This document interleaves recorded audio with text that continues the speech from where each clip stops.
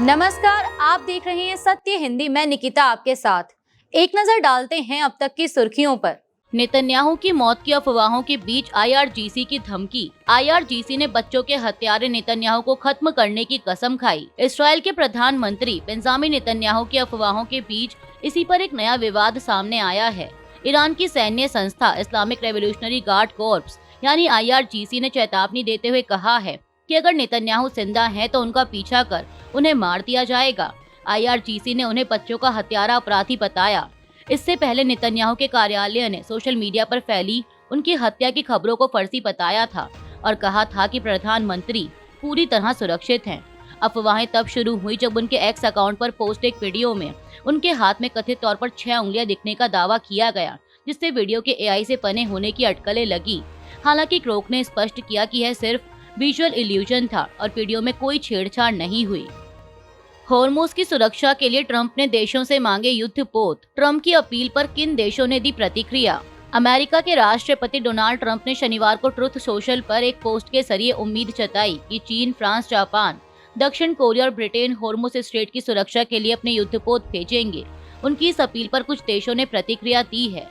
Britain के रक्षा मंत्रालय के प्रवक्ता ने कहा कि जैसा कि हम पहले भी कह चुके हैं, हम क्षेत्र में शिपिंग की सुरक्षा सुनिश्चित करने के लिए अपने सहयोगियों और साझेदारों के साथ कई विकल्पों पर चर्चा कर रहे हैं।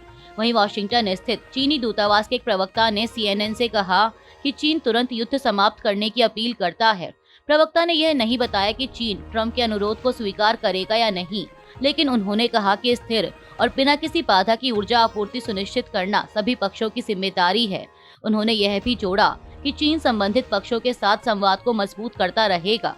इसके अलावा अमेरिका को अपना सबसे करीबी सहयोगी मानने वाले जापान ने अब तक ट्रंप की अपील पर आधिकारिक प्रतिक्रिया नहीं दी है।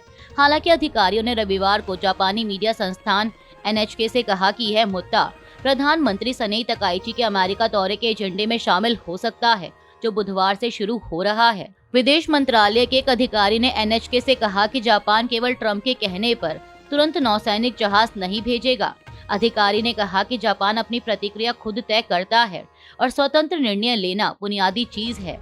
फ्रांस की सरकार ने भी तुरंत कोई आधिकारिक प्रतिक्रिया नहीं दी। हालांकि शनिवार को ट्रंप के पोस्ट के कुछ घंटों बाद विदेश मंत्रालय के आधिकारिक एक्स अकाउंट ने उन खबरों से इनकार किया जिसमें कहा गया था कि फ्रांस अपने युद्धपोत हॉर्मुज़ स्ट्रेट भेज रहा है।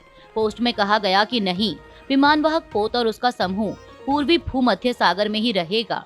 स्थिति में कोई बदलाव नहीं हुआ है, यह रुख रक्षात्मक है। पेरिस में अमेरिका चाइना की व्यापार वार्ता। ट्रंप और शी जिनपिंग की मुलाकात की तैयारी। अमेरिका और चीन के शीर्ष आर्थिक अधिकारी 15 मार्च को पेरिस में व्यापार वार्ता का नया दौर शुरू करने जा रहे हैं। इस बातचीत का मकसद दोनों देशों के बीच व्यापार समझौते में आ रही अड़चनों को दूर करना और अमेरिकी राष्ट्रपति डोनाल्ड ट्रंप की मार्च के अंत में होने वाली चीन यात्रा का रास्ता साफ करना है, जहां वे चीनी राष्ट्रपति शी जिनपिंग से मुलाकात करेंगे।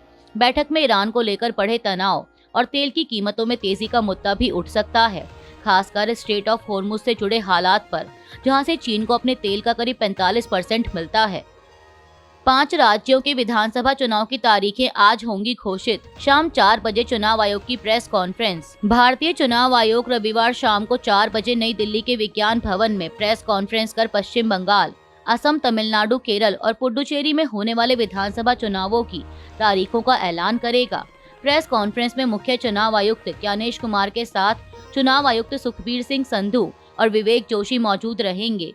इन सभी राज्यों और केंद्र शासित प्रदेशों की विधानसभा का कार्यकाल मई-जून में खत्म हो रहा है, इसीलिए नए चुनाव जरूरी हैं। उत्तर प्रदेश में पुलिस सब इंस्पेक्टर भर्ती परीक्षा के एक सवाल को लेकर विवाद खड़ा हो गया है।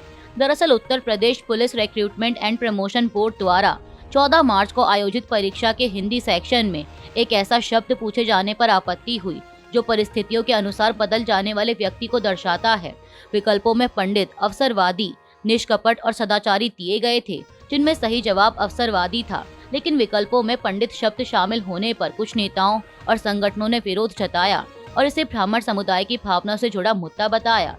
भाजपा नेता अभिजात मिश्रा ने इस मामले की शिकायत योगी आदित्यनाथ से की और जांच की मांग की। वहीं अखिल भारत हिंदू महासभा के शिशिर चतुर्वेदी ने एफआईआर दर्ज कराने की बात कही।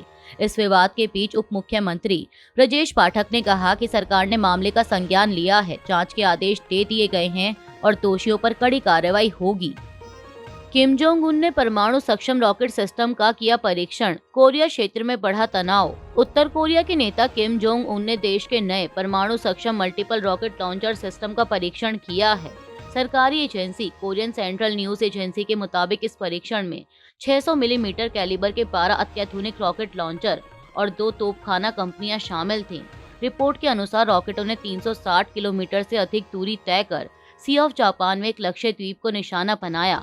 किम जोंग उन ने कहा कि यह हथियार 420 किलोमीटर की मारक सीमा के भीतर आने वाले दुश्मनों को सामरिक परमाणु शक्ति का एहसास कराएगा। परीक्षण के दौरान उनकी बेटी किम जू ए भी मौजूद थी। इस बीच जॉइंट चीफ्स ऑफ स्टाफ ने भी पूर्वी सागर की ओर कई प्रक्षेपणों की पुष्टि की और सियोल ने इसे संयुक्त राष्ट्र प्रस्तावों का उल्लंघन बताया। यह परीक्षण अमेरिका दक्षिण कोरिया के संयुक्त सैन्य अभ्यास फ्रीडम शील्ड शुरू होने के बीच हुआ है, जिससे क्षेत्र में तनाव और बढ़ गया है। बता दें कि इससे पहले शनिवार को उत्तर कोरिया के 10 बैलिस्टिक मिसाइल दागने की भी खबरें सामने आई थी। मिडिल ईस्ट में हमलों के बाद अमेरिका की एडवाइजरी, नागरिकों से 14 देशों को छोड़ने की अपील। ईरान की ओर से मिडिल ईस्ट में अमेरिकी ठिकानों पर हमले किए जाने के बाद अमेरिका ने अपने नागरिकों से क्षेत्र के 14 देशों को छोड़ने की अपील की है। इससे पहले बगदाद स्थित अमेरिकी दूतावास पर मिसाइल गिरने की घटना के बाद शनिवार को अमेरिका ने अपने नागरिकों को इराक छोड़ने को कहा था।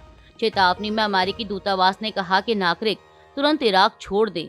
दूतावास ने लिखा कि जो अमेरिकी नागरिक इराक में रहने का फैसला कर रहे हैं, उन्हें ईरान समर्थित आतंकवादी मिलिशिया समूहों से पैदा हो रहे गंभीर खतरे को देखते हुए अपने फैसले पर दोबारा विचार करने को कहा जाता है।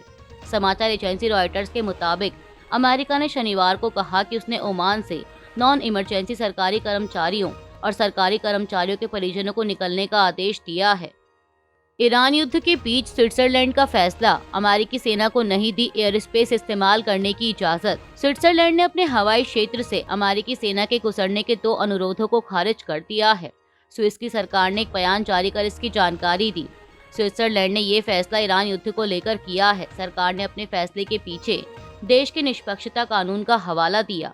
बयान में कहा गया कि यह कानून संघर्ष में शामिल पक्षों को ओवरफ्लाइट्स यानी हवाई क्षेत्र के इस्तेमाल की अनुमति देने से रोकता है जो उस संघर्ष से जुड़े सैन्य उद्देश्यों को पूरा करते हों। हालांकि स्विस की सरकार ने यह भी कहा कि उसने 3 अन्य उड़ानों को अनुमति दी थी। इनमें एक उड़ान रखरखाव के लिए थी और 2 परिवहन से जुड़ी थी। हिंदुस्तान टाइम्स की एक रिपोर्ट के मुताबिक चुनाव आयोग पश्चिम बंगाल में मतदान केंद्रों के बाहर खास वेरिफिकेशन काउंटर बनाने के प्रस्ताव पर विचार कर रहा है। इस व्यवस्था के तहत बुर्का, घूंघट या स्कार्फ से चेहरा ढकने वाले वोटरों की पहचान पोलिंग स्टेशन में प्रवेश करने से पहले बाहर ही जांची जाएगी। अधिकारियों के मुताबिक पहचान की जांच महिला अधिकारी, महिला पोलिंग स्टाफ और आंगनवाड़ी कार्यकर्ता करेंगी, जबकि सुरक्षा के लिए सेंट्रल आर्म्ड पुलिस फोर्सेस के जवान तैनात रहेंगे। चुनाव आयोग का कहना है कि यह प्रस्ताव पिछले चुनावों में धांधली की शिकायतों और राज्य प्रशासन के साथ विवाद के बीच सामने आया है। हालांकि इस योजना पर अभी अंतिम फैसला नहीं हुआ है और इसे लागू करने से पहले कानूनी पहलुओं पर भी विचार किया जा रहा है। कुछ कानूनी विशेषज्ञों ने सवाल उठाया कि मतदान केंद्रों के बाहर ऐसा सत्यापन करना मौजूदा चुनाव कानूनों के अनुरूप है या नहीं। होर्मुज जलडमरू मध्य पूरी तरह बंद नहीं, ईरान, सिर्फ अमेरिका इस्राइल के जहाजों पर रोक। ईरान के विदेश मंत्री अब्बास अरागची ने कहा है कि स्ट्रेट ऑफ होर्मुज पूरी तरह बंद नहीं है, बल्कि यह सिर्फ अमेरिका और इस्राइल से जुड़े जहाजों और टैंकरों के लिए रोका गया है। उन्होंने एक इंटरव्यू में कहा कि बाकी देशों के जहाज इस रास्ते से गुजरने के लिए आज़ाद हैं। अरागची का यह बयान ऐसे समय आया है जब फारस की खाड़ी और ओमान की खाड़ी के बीच इस रास्ते में कई भारतीय जहाज़ों समेत सैकड़ों जहाज फंसे हुए बताए जा रहे हैं। उन्होंने कहा कि कुछ जहाज सुरक्षा चिंताओं की वजह से खुद भी इस रास्ते से गुजरने से बच रहे हैं। साथ ही उन्होंने यह भी कहा कि रूस और चीन ईरान के रणनीतिक साझेदार हैं और उनके साथ सैन्य सहयोग भी जारी है।